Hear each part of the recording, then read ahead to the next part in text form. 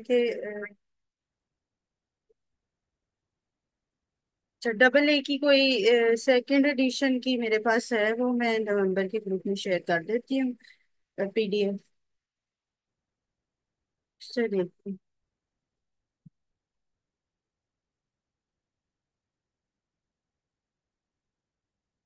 Double A का ही है, second edition से एमएस के डबल ए की क्लास है, तो डबल ए के अंदर ही होगा ये, सेकंड एडिशन से कर लें आप बेशक। एमएस के डॉक्टर आतिका।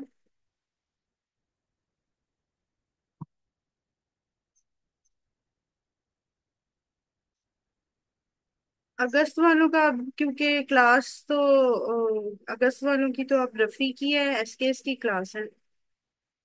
नहीं, ऑन को मैं करवा चुकी हूँ हिमाटोलॉजी के साथ, तो आज एमएस के जो है वो उसको करेंगे।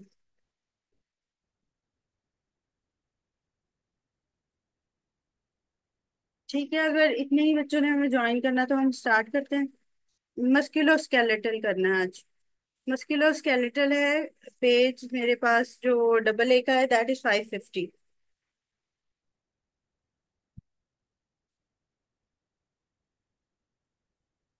ठीक है। अच्छा, कुछ चीजें जो मस्कुलोस्केलेटल में करने वाली हैं उसमें इंपॉर्टेंट चीजें हैं हमारे पास, लाइक कुछ डिजीजेज हैं जो कि हमारे पास मस्कुलोस्केलेटल में आती हैं, जो पैथोलॉजी में मेनली हम करते हैं। ठीक है, उसके अंदर हमारे पास जो मेन दो चार डिजीजेज हैं, they are the osteoporosis, osteopetrosis and osteomalacia and rickets. अच्छा, ऑस्टियोपेरोसिस और पेट्रोसिस में क्या फर्क होता है कि जो ऑस्टियोपेरोसिस है इसके अंदर आपके पास जो हिस्ट्री आएगी वो ऐसे आएगी कि जैसे ओल्ड फीमेल है जिसके ईस्ट्रोजन लेवल्स कम हो गए हैं, ठीक है, तो उसके अंदर जो है वो ऑस्टियोपेरोसिस के चांसेस ज्यादा हो जाएंगे। फिर दूसरा क्या होगा, उसके अंदर बोन डेंसिटी कम हो जाएगी, ठीक है। बोन अपना मास जो है वो लॉस करेगी despite normal bone mineralisation. Bone mineralisation normal होगी ऑस्टियोपोरोसिस में, लेकिन उसकी फिर भी जो है वो बोन जो है वो कम होगा, ठीक है, डेंसिटी कम होगी, ठीक है। दूसरा, ओल्ड एज की हिस्ट्री आएगी कि ओल्ड फीमेल है और उसका एस्ट्रोजन लेवल कम हो गया है, तो बोन मिनरल जो डेंसिटी है वो जो है वो उसमें हम मेजर करेंगे बाय द डेक्सा स्कैन। और दो चीजें इसमें जो इम्पोर्टेंट है वो यही है, एक तो हिस्ट्री और दूसरा बोन की डेंसिटी या मास, ठीक है। फिर ऑस्टियोपेट्रोसिस जो आ जाता है उसके अंदर क्या होता है कि नॉर्मल हमारे पास सेल्स होते हैं, लाइक बोन में सेल्स कौन कौन से होते हैं, ऑस्टियोब्लास्ट होते हैं, ऑस्टियोसाइट होते हैं, ऑस्टियोक्लास्ट होते हैं, ठीक है। जो ऑस्टियोसाइट होते हैं ये बोन की इंटीग्रिटी को मेंटेन करते हैं, ठीक है। ऑस्टियोसाइट बिल्कुल स्टैटिक जो सेल्स होते हैं वो ऑस्टियोसाइट्स होते हैं, ठीक है, वो बोन की इंटीग्रिटी को मेंटेन करते हैं। लेकिन जो ऑस्टियोब्लास्ट होते हैं वो बोन बनाते हैं, ठीक है। बोन बनाने के लिए कौन से हैं, ऑस्टियोब्लास्ट सेल्स होते हैं, ठीक है। फिर जो क्लास्ट होते हैं वो क्या करते हैं, मस्कुलस एमएस के ऑन को मैं आपको हिमाटोलॉजी के साथ करवा चुकी हूँ, तो ये एमएस के आज करवा रही हूँ, ठीक है, मस्कुलोस्केलेटल। तो उसमें क्या होता है कि जो ऑस्टियोसाइट होते हैं वो बोन की इंटीग्रिटी को मेंटेन कर रहे होते हैं, ब्लास्ट जो होते हैं वो बोन के मैट्रिक्स को बना रहे होते हैं, ठीक है, ब्लास्ट से बना रहे होते हैं, ठीक है। और जो क्लास्ट होते हैं, ठीक है, वो क्या करते हैं, वो रिजॉर्प्शन ऑफ बोन मैट्रिक्स करते हैं, ठीक है। अब हमारे पास होता क्या है कि ऑस्टियोपेट्रोसिस के अंदर क्या होता है कि जो ऑस्टियोक्लास्ट सेल्स होते हैं वो डिफेक्टिव हो जाते हैं। अब एक बोन की डेंसिटी मेंटेन करने के लिए जहां पे ऑस्टियोब्लास्ट उसको बना रहा है उसके अंदर क्या होता है कि जो ऑस्टियोक्लास्ट सेल्स हैं उसने मेंटेनेंस के लिए, इक्वल बोन को करने के लिए कुछ बोन की जो है वो रिजॉर्प्शन भी करनी होती है, ठीक है। अब जब बोन की रिजॉर्प्शन नहीं होती तो थिक डेंस बोन बन जाती है, ठीक है। और थिक जो डेंस बोन होती है ये प्रोन टू फ्रैक्चर होती है, ठीक है, ये होता है ऑस्टियोपेट्रोसिस। लेकिन ऑस्टियोपोरोसिस में मिनरलाइजेशन ठीक होती है लेकिन बोन की मैथ्स जो है वो कम होता है, ठीक है। जनरल ओवरव्यू दे रही हूँ, अभी अभी इसके बाद एमसीक्यू स्टार्ट करा दूंगी, ठीक है। फिर ऑस्टियोमलेशिया और रिकेट्स आ जाता है, ठीक है। इसके अंदर क्या है कि विटामिन डी की कमी होती है, बच्चों में रिकेट्स आता है, बड़ों में ऑस्टियोमलेशिया आता है, ठीक है। इसमें जो है वो डिफेक्टिव मिनरलाइजेशन होती है, ठीक है। अब बोन की रिमॉडलिंग होती है, कुछ मिनरलाइजेशन होती है। जो मिनरल बोन को मिलता है वो कौन दे रहा होता है, विटामिन डी दे रहा होता है मिनरल, ठीक है। और बोन की रिमॉडलिंग कौन देखता है, मॉडलिंग कौन देखता है, विटामिन सी। सी करता है रिमॉडलिंग, ठीक है। तो विटामिन सी बोन की रिमॉडलिंग करता है, और मिनरल कौन देता है, विटामिन डी देता है मिनरल। और डी मिनरलाइजेशन कौन करता है, पैराथायराइड हम, ठीक है। ये कुछ चीजें हैं जो उसके अंदर आती हैं। फिर हमारे पास बोन ट्यूमर्स जो आ जाएंगे वो हम साथ साथ करेंगे, जिसमें giant cell tumour, osteosarcomas most important कौन से हैं। इविंग सार्कोमा में क्या क्या मिलता है, ठीक है। इसका एक निमोनिक है, पहले सिर्फ इतना याद कर लो, एक निमोनिक है, दैट इज द जियोमेड, ठीक है। निमोनिक है जियोमेड, इधर लिख देती हूँ। इसमें आप लोगों के पास आता है कि एपिफिसिस किस जगह पे होता है, एपिफिसिस पे क्या होता है, डायफिसिस पे क्या होता है, और मेटाफिसिस पे। ये निमोनिक है कैंसर ऑफ द बोन का, ठीक है। जियोमेट, ठीक है। इससे क्या बनता है कि जो जाइंट सेल ट्यूमर है, जी से जाइंट सेल ट्यूमर एपिफिसिस पे होता है। ओ से क्या है, ऑस्टियोसार्कोमा, ये होता है मेटाफिजिस पे। ई से है एविंग सार्कोमा, जो होता है डायफिसिस पे, ठीक है। तो जियोमेड से याद रखना है क्या क्या है। जी से giant cell tumour at epiphysis, M O से osteosarcoma at metaphysis, and E से इविंग सार्कोमा एट डायफिजिस, ठीक है। तो ये एमसीक्यूज मल्टीपल टाइम आता है कि कौन सी जगह पे क्या होता है, तो ये आप लोगों को पता होना चाहिए कि ये जाइंट सेल ऑस्टियोसार्कोमास या फिर इविंग सार्कोमा किस किस जगह पे होगा, ठीक है। फिर उसके बाद जो है वो हमारे पास गाउट एंड सूडो गाउट के एमसीक्यूज आते हैं, जिसके अंदर गाउट में आपको पता है कि मोनोसोडियम यूरेट क्रिस्टल्स होते हैं। और सूडो गाउट में क्या होता है, सूडो गाउट में क्या होता है, किसी को पता है।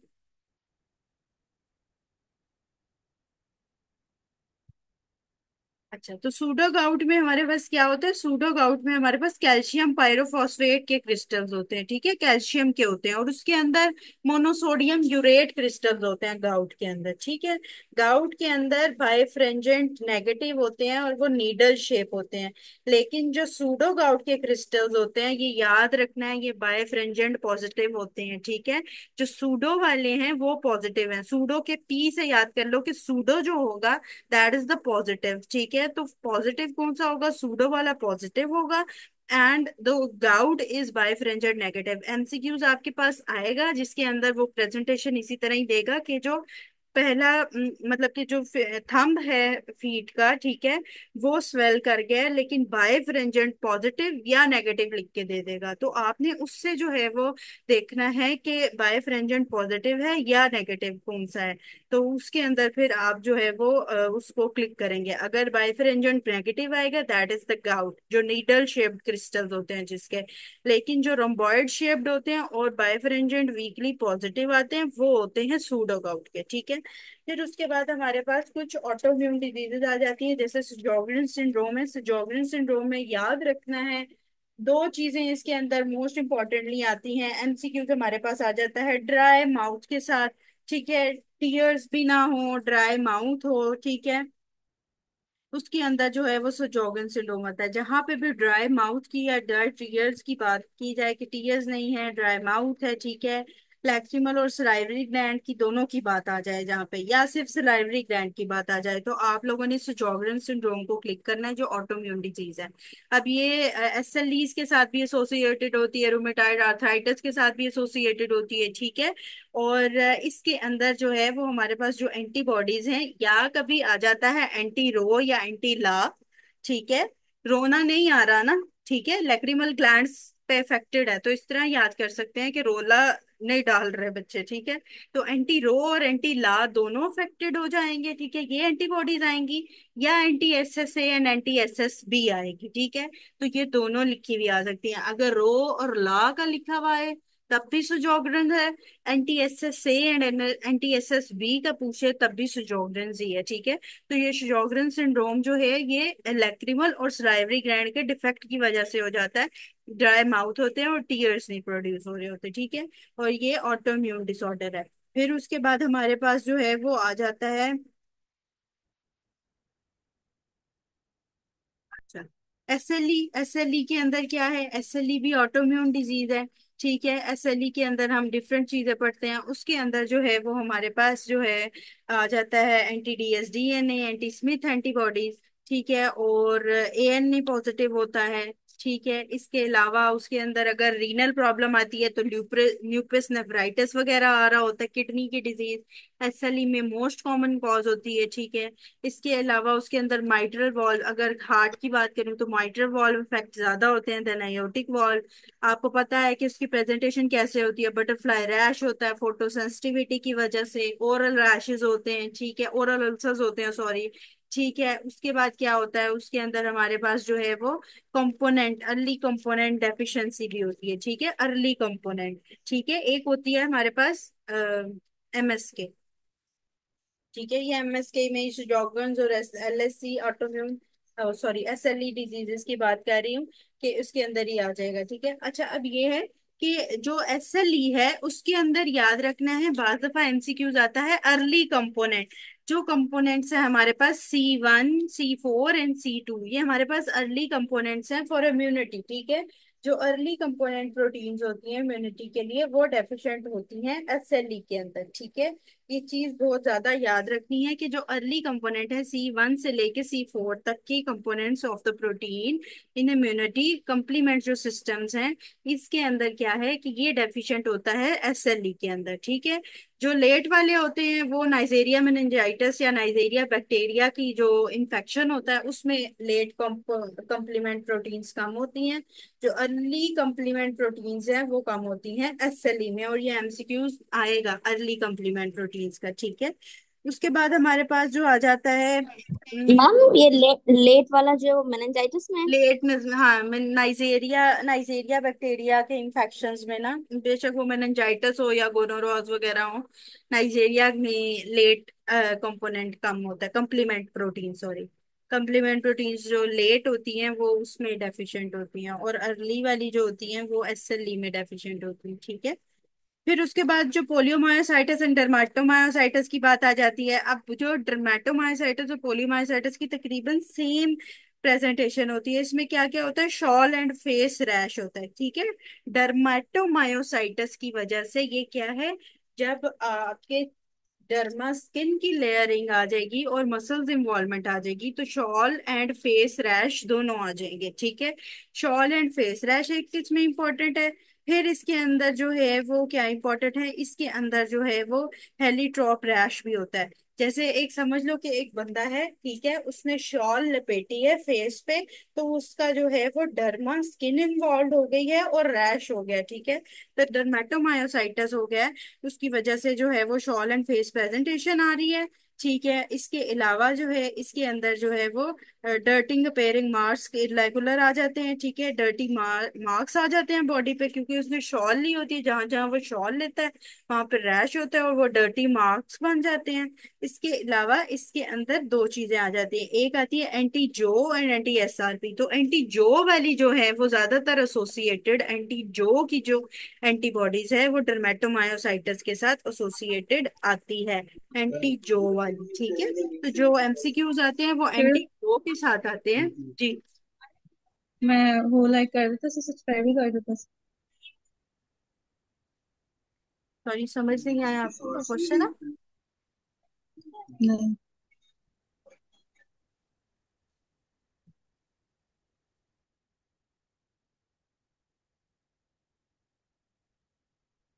अच्छा, हमें ये चैप्टर उसके दिन प्लीज भेज दिया करें, वहां भी ये minus of head and abdominal convention मतलब। डॉक्टर आमना, आप ऐसा कीजिएगा, आप अगस्त अटेम्प्ट वाले हो, तो मुझे जो अगस्त अटेम्प्ट वाले बच्चे इस लेक्चर में हैं वो काइंडली मुझे इनबॉक्स कर दें, जो उनके पॉइंट्स रह जाएं, ताकि मैं डॉक्टर हसीब से बात डिस्कस कर लूँ। जो अगस्त अटेम्प्ट वाले जितने भी बच्चे इस लेक्चर में हैं वो मुझे अपने पॉइंट्स जो उनके रह गए हैं काइंडली इनबॉक्स कर दें। ठीक है, मेरा नंबर ग्रुप में मैं शेयर करती हूँ, जिस नंबर से उसी नंबर पे मुझे व्हाट्सएप कर दो। ठीक है, अपने अपने जो पॉइंट्स रह गए हैं। ठीक है, ताकि मैं डॉक्टर हसीब को बताऊं कि आपके पॉइंट्स रह गए हैं। ठीक है, अब क्योंकि मैंने जो है वो आज सिर्फ नवंबर वाले ग्रुप में शेयर किया तो वहां से कोई ज्वाइन नहीं कर रहा था। हाँ, जो आपका रह गया ना, क्योंकि अब मैंने नवंबर वालों को ही सिर्फ कराना है, तो अगर आप लोगों का कुछ रह गया तो ताकि मैं सर से कहूँ कि आपका टाइम मैनेज करें, क्योंकि आप लोगों की एसटीज भी शुरू हो गई हैं, डबल ए भी है, तो फिर वो मैं सर से डिस्कस कर लूंगी, ठीक है। काइंडली जो आप लोगों की चीजें रह गई हैं, वो मुझे बता दें, मैंने आज नवंबर वाले ग्रुप में शेयर ही नहीं किया लिंक। ठीक है, अच्छा। फिर उसके बाद हमने क्या आगे पढ़ना है, वेस्कुलाइटिस पढ़ने हैं। वेस्कुलाइटिस हमारे पास तीन टाइप्स के होते हैं, एक होती है लार्ज वेसल्स, एक होती है मीडियम वेसल्स, और एक होती है स्मॉल वेसल्स। अच्छा, बहुत डिटेल में इसको करने वाली तो जरूरत नहीं है, लेकिन कुछ चीजें जो इसके एमसीक्यूज।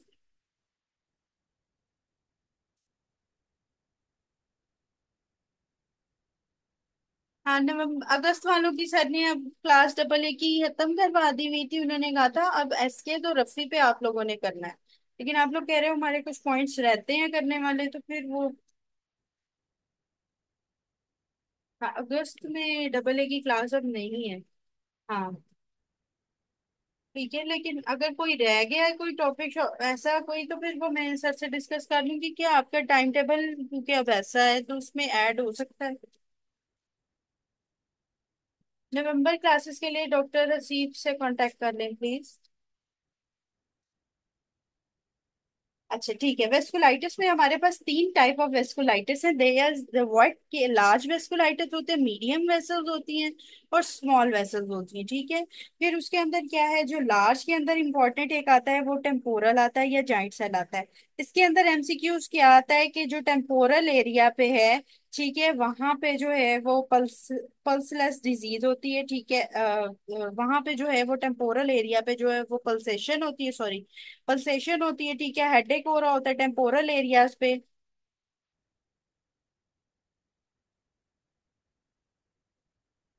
ठीक है। टेम्पोरल एरियाज पे क्या हो रहा होता है, पल्सेशन हो रही होती है, फाइन। तो उसके अंदर क्या आ जाता है फिर कि, एक मिनट में इसको रीशेयर करती हूँ। तो टेम्पोरल एरियाज में जब पल्सेशन हो रही होती है तो वहां पे हम टेम्पोरल आर्टरी बायोप्सी लेते हैं, ठीक है। हेडेक होता है, जॉ क्लॉडिकेशन होता है, ठीक है, और यूनिलैटरल हेडेक इसके अंदर आता है, ये जो जॉइंट सेल आर्टराइटिस है, ठीक है। टेम्पोरल आर्टरी इन्वॉल्व होती है जिसकी वजह से टेम्पोरल आर्टरी बायोप्सी ली जाती है। हेडेक हो रहा होता है, यूनिलैटरल जॉ क्लॉडिकेशन हो रही होती है, ये तीन मेन पॉइंट्स हैं जो इसके अंदर हो रहे होते हैं, ठीक है। और आपने जॉइंट सेल आर्टराइटिस के साथ उसको एसोसिएट करना है। फिर उसके बाद क्या आता है, इसी के अंदर हमारे पास जॉइंट सेल में आता है तकायासु आर्ट्राइटिस। तकायासु जो आर्ट्राइटिस है, इसके अंदर ये जो है ये पल्सलेस डिजीज होती है, ठीक है। इसके अंदर वीक अपर एक्सट्रीमिटीज पल्स आती हैं, ठीक है। और ईएसआर वगैरह रेज जाता है, जो हमारे पास मेनली आ रहा होता है। उसके अंदर हमारे पास जो मेनली आ रहा होता है वो दो ही चीजें आ रही होती हैं, एक जॉइंट सेल आर्टराइटिस के साथ ग्रेट वेजल्स में हमारे पास एमसीक्यूज मल्टीपल आएंगे, जिसके अंदर आपको क्या चीज मिलेगी, यूनिलैटरल हेडेक मिलेगी, जॉ क्लॉडिकेशन मेनली मिलेगी, और आपने टेम्पोरल आर्टरी बायोप्सी लेनी है, ठीक है। ये एमसीक्यूज जॉइंट सेल आर्टराइटिस के आते हैं। फिर उसके बाद जो मीडियम वेसल आर्टराइटिस है, उसके अंदर एक हमारे पास है बर्चर डिजीज, जो कि स्मोकर्स के साथ एसोसिएट होके आएगी। इसमें इंटरमीडिएट क्लॉडिकेशंस आएंगी, ठीक है। रेनॉल्ड्स फेनोमेना आएगा, बर्जर डिजीज स्मोकर्स के साथ एसोसिएट आती है, ठीक है। और फिर आ जाती है कवासाकी डिजीज। कवासाकी डिजीज में याद रखना क्रैश का निमोनिक होता है, जिसमें कंजक्टाइवल इंजेक्शंस होते हैं, रैश होता है, ठीक है, स्ट्रॉबेरी टंग होती है।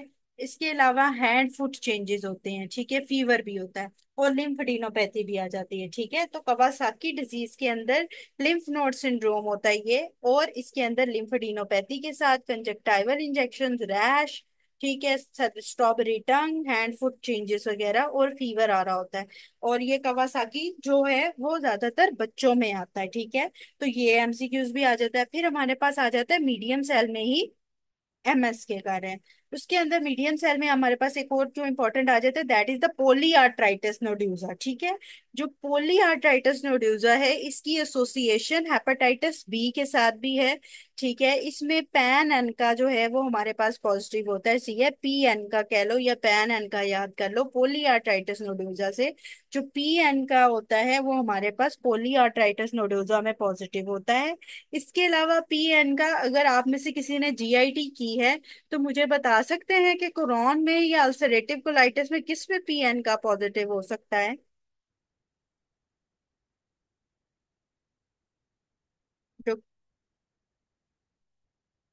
Crohn disease and Crohn. Ulcer,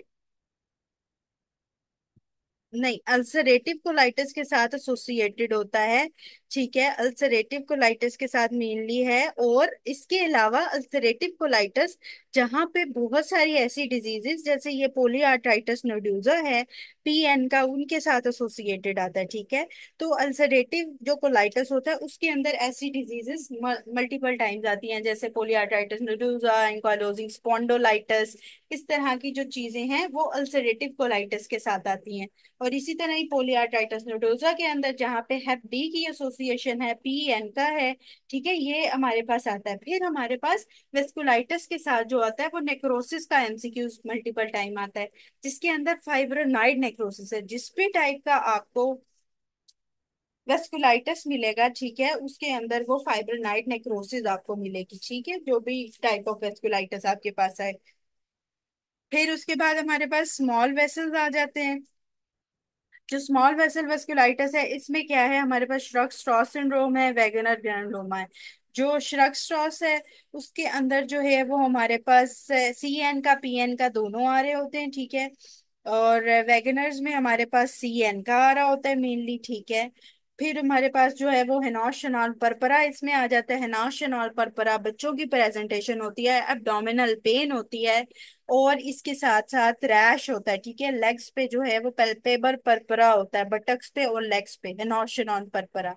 और ये जो है ये किसमें आता है, स्मॉल वेसल वेस्कुलाइटिस के अंदर आता है। ठीक है, फिर उसके बाद जो है वो रेनॉल्ड फिनोमेना इसमें आ जाता है, जिसमें पहले ब्लू होते हैं, ठीक है, फिर उसके बाद आहिस्ता आहिस्ता जो है वो वाइट, और फिर उसके बाद दोबारा से रेड होने लग जाते हैं। तो ये जो है वाइट ब्लू एंड रेड का जो होता है कॉम्बिनेशन, फिंगर्स का मेनली ठंडे पानी में हाथ जो डालता है या कोल्ड के साथ एसोसिएटेड होता है, ठीक है, वो रेनॉल्ड्स फिनोमेना होता है।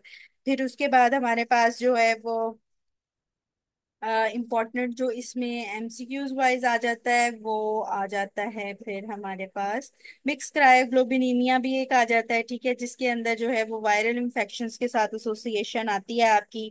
अब मिक्स क्रायोग्लोबिनीमिया और हेनॉश परपुरा या इम्यूनोग्लोबिन ए वेस्कुलाइटिस में ये फर्क होता है कि जो हिनोश परपरा है उसका भी ट्रायड होता है, उसमें आर्थरेल्जिया होता है, एब्डोमिनल पेन होती है, पल्पेबल परपरा होता है, और वो बच्चों में होता है। ठीक है, बच्चों में होता है, ये चीज याद रखिएगा।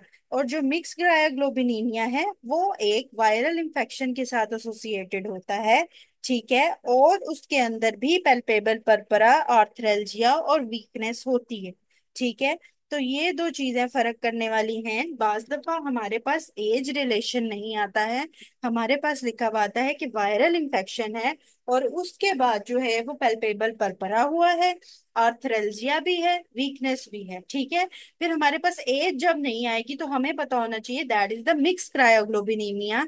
और अगर एज के साथ ये लिखा हुआ आ जाए कि पेल्पेबल परपरा है, एब्डोमिनल पेन है और आर्थरेल्जियाज हैं, तो वो मेनली ट्रायड बनता है हेनॉश परपरा का, या इम्यूनोग्लोबिन ए वेस्कुलाइटिस भी उसको कहा जाता है। ठीक है, तो ये दो चीजें याद रखिएगा कि वायरल इंफेक्शंस लाइकली एचएसवी के साथ एसोसिएशन वो आ जाती है हमारे पास, मिक्स क्रायोग्लोबिनीमिया। और जो हमारे पास इम्यूनोग्लोबिन ए वेस्कुलाइटिस है या हेनॉश परपरा है, वो किस में आ जाती है, वो हमारे पास आ जाता है बच्चों में। और उसके अंदर जो है वो अब्डोमिनल पेन एक तो बहुत ज्यादा इंपॉर्टेंट आ जाती है, दूसरा पल्पेबल परपरा वगैरह आ जाता है। ठीक है, तो ये दो चीजें जो हैं वो याद करनी है एमसीक्यू। ठीक है, यहाँ तक आ गई समझ। अब हम जो है वो एमसीक्यूज को थोड़ा डिस्कस कर लेते हैं। जो हमारे एमसीक्यूज हैं अब हम वो स्टार्ट करते हैं। 550 पेज है, एमएसके है। Question number 1, the patient with the maxillary swelling on radiology, radiolucent and radiopaque and ground glass appearance, अब डायग्नोसिस इज, ठीक है, तो जो फाइब्रस डिस्प्लेजिया होता है that consist of that ground glass appearance होती है हमारी, जो फाइब्रस डिस्प्लेजिया होता है। ठीक है, फाइबर्स होते हैं जिनकी ग्राउंड ग्लास अपीयरेंस होती है। आईजीए नेफ्रोपैथी जो है वो बर्जर के साथ ही एक किस्म की एसोसिएटेड हमारे पास आती है। ठीक है, और उसको हम बर्जर डिजीज में बाज दफा एसोसिएट करते हैं आईजीए नेफ्रोपैथी को। ठीक है, और बर्जर डिजीज में ज्यादातर वैसे तो वो स्मोकर्स के साथ एसोसिएटेड होती है। अच्छा, पेज नंबर एक मिनट बताती हूँ। और जो आईजीए नेफ्रोपैथी है उसके अंदर जो है वो हमारे पास रीनल प्रॉब्लम ज्यादा आ जाती हैं, ठीक है। और जो रीनल एसोसिएटेड अगर आ जाएंगी ज्यादा तो वो हमारे पास आईजीए की उसमें आ जाएंगी, और अगर क्लॉडिकेशन के साथ ज्यादा एसोसिएटेड आ जाएगी तो वो बर्जर में आ जाएगी, ठीक है। तो nephropathy associated with the renal होती है, इसके अंदर डिपॉजिट्स हो जाते हैं आईजीए नेफ्रोपैथी में, ठीक है। और इसके अंदर स्पेसिफिक डिपॉजिट्स होते हैं जो कि सब मेम्ब्रेनस डिपॉजिट्स आ रहे होते हैं, ठीक है। तो सब मेम्ब्रेनस डिपॉजिट्स आ रहे होते हैं आईजीए नेफ्रोपैथी में, और इसमें नेफ्रोलॉजी एसोसिएटेड सिम्टम्स आ रहे होते हैं, ठीक है, किडनी एसोसिएटेड कह लो। ठीक ठीक हो गया। क्वेश्चन नंबर टू है अब। 35-year-old female having the Mailer rash anti DS DNA and now develop protein urea haematuria, the most likely cause is what? तो ल्यूपस नेफ्राइटिस। तो एसएलई के साथ जो है वो ल्यूपस नेफ्राइटिस एसोसिएटेड होता है। बाज दफा एमसीक्यूज में ल्यूपस नेफ्राइटिस लिखा हुआ नहीं आता, ठीक है। बाबा के रोड़े में ठीक। हवाला देख अच्छा, ल्यूपिस नेफ्राइटिस लिखा हुआ नहीं आता है बाज दफा, ठीक है। तो बाज दफा सिर्फ नेफ्राइटिस लिखा हुआ आता है, तो काइंडली उसको देख लीजिएगा कि हाल ही ल्यूपिस नेफ्राइटिस लिखा हुआ है तो उसको प्रेफर करेंगे ओवर द नेफ्राइटिस, ठीक है। Question number three, the patient presented with dry eyes and dry mouth, ठीक है। तो ये सजोगन सिंड्रोम है जिसमें एंटी एसएसए या रोला था, एंटी रो और एंटी लॉ भी आ सकता है, ठीक है। Question number four, bone remodelling. तो remodelling is done by what? तो ऑस्टियोब्लास्ट एंड ऑस्टियोक्लास्ट। और विटामिन सी जो है वो सी क्या करता है? मॉडलिंग को सी करता है। देखता किसको है? रिमॉडलिंग को कौन करता है? Vitamin C. और मिनरल कौन देता है? डी, ठीक है। जो डी होता है वो मिनरलाइजेशन करता है, और विटामिन सी जो है वो रिमॉडलिंग देखता है। Question number five, the fundamental defect in SLE. SLE के अंदर क्या होता है? Failure of B and T cells for tolerance to self antigen. क्योंकि ये ऑटोइम्यून डिजीज होती है इसलिए बी और टी सेल्स की सेल्फ एंटीजन की टॉलरेंस कम हो जाती है। दूसरा, इसके अंदर कौन से कंप्लीमेंट प्रोटीन कम होती है? अर्ली या late? Early. Early, very good. Question number six, the 35-year-old female presents with 6 month history of fingers turning pale in the cold, ठीक है, Raynaud's phenomena, also having mild dyspnea with no wheal, bilateral pleural effusion, creatinine was high, तो urea। कल है ध्वनि मुंजर वाला कल है बार बार unmute कर देते हैं doctor Abdul Rahman, please kindly unmute ना करें। अच्छा, creatinine was high, urea was also raised, ANA is positive, ठीक है। जब एएनए पॉजिटिव हो जाता है तो एएनए ओवरऑल एक जनरल मार्कर है ऑटोइम्यून डिजीज का, ठीक है। अब इसके अंदर क्या हो रहा है कि इसके अंदर एक उसको रेनॉल्ड्स फिनोमेना शो हो रहा है, ठीक है। फिर उसके बाद क्या है? माइल्ड डिस्निया है, नो वीज है, बायलैटरल प्लूरल एफ्यूजन है, क्रेटिनिन भी हाई हो रहा है और यूरिया भी रेस्ड है। तो इसमें क्या है? ये प्रोग्रेसिव सिस्टेमिक सेक्लेरोसिस है। सिस्टेमिक सेक्लेरोसिस का मुझे कोई वो बताएगा इसके अंदर? एक हम पढ़ते होते थे इसके सिम्टम्स में, सेक्लेरोसिस के अंदर।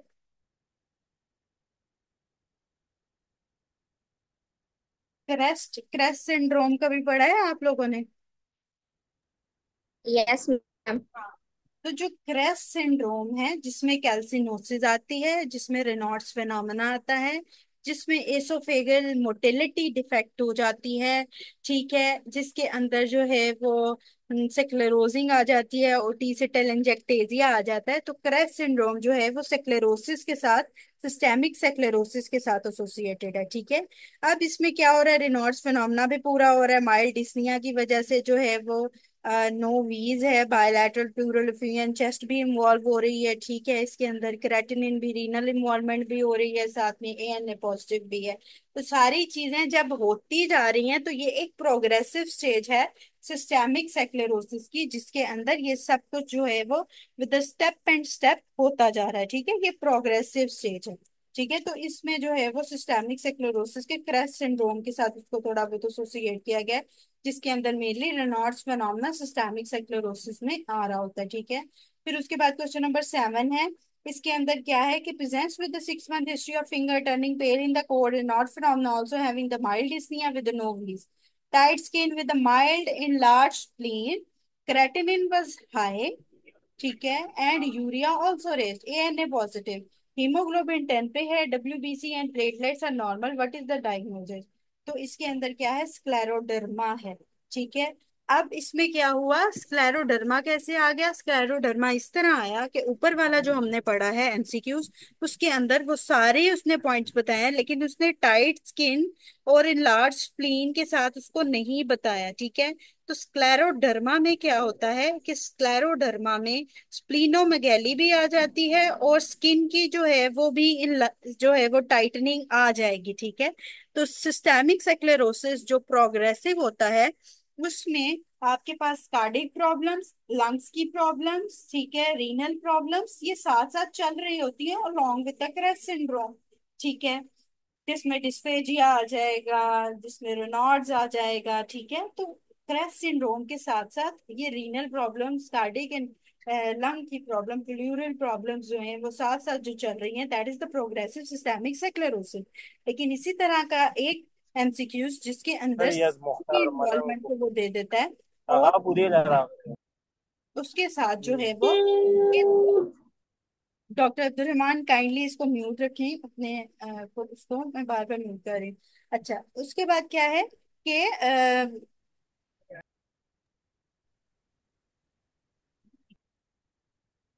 ठीक है, तो उसमें क्या है कि जब हमारे पास स्किन की इन्वॉल्वमेंट आ जाएगी, तो उसमें आप लोगों ने स्क्लेरोडर्मा को चूज करना है rather than progressive systemic sclerosis. और जब स्प्लीनोमेगैली हो गई है, तो इसका ये मतलब है कि ये अब लेटर स्टेज की बात है। ठीक है।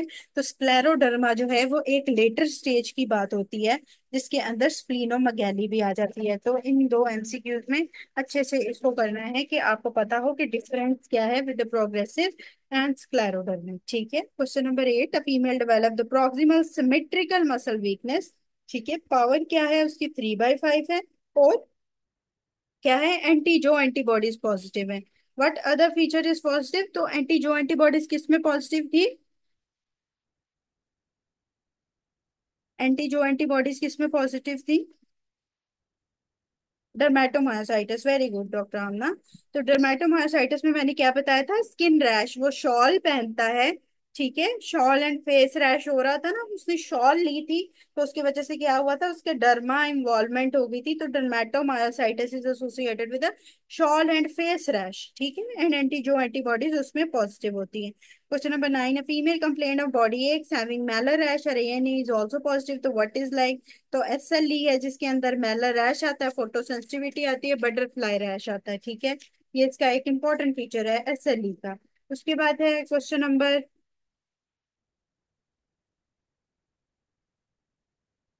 अच्छा, फिर हमारे पास क्वेश्चन, मेरे पास तो ये मिसिंग है, आप लोगों के पास भी मिसिंग है question.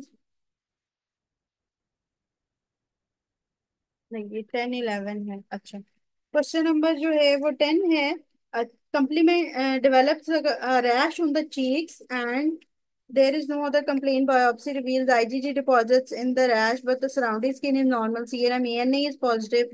Which of the other findings will be, तो complement level decrease होगा। ठीक है। तो अर्ली complement level किस में होता है हमारे पास, एसएलई में होता है। ठीक है। अच्छा, एसएलई में डिक्रीज होता है early complement protein level C1 से लेके C4 तक, और C5 से C9 तक जो लेट होता है वो किस में होता है हमारे पास, लेट किस में होता है, नाइजेरिया बैक्टीरिया के उसमें। ठीक है। तो टर्मिनल कॉम्प्लीमेंट डेफिशिएंसी जो लेट कंप्लीमेंट एफिशिएंसी है वो नाइजेरिया बैक्टीरिया में होता है, और जो अर्ली होती है ये C1 C4 जो है वो हमारे पास एसएलई में आती है। Question number 11, the patient of known history of lumbago present with the left sided chest pain and no radiating cardiac enzymes are normal. On exam, tenderness on fifth and sixth rib at posterior side of intercostal space. Diagnosis is what? तो जब भी हमारे पास chest pain आएगी, ठीक है, और उसके अंदर एंजाइम्स जो हैं वो नहीं आएंगे, रेडिएटिंग एंजाइम्स नहीं होंगे, कार्डियक एंजाइम्स पॉजिटिव नहीं होंगे, चेस्ट पेन होगी। ठीक है। इसके अलावा जब आप रिब्स पे आप उसको प्रेस करेंगे तो क्या होगा, उसको पेन होगी। Tenderness on fifth and sixth rib at posterior side of intercostal space. ठीक है।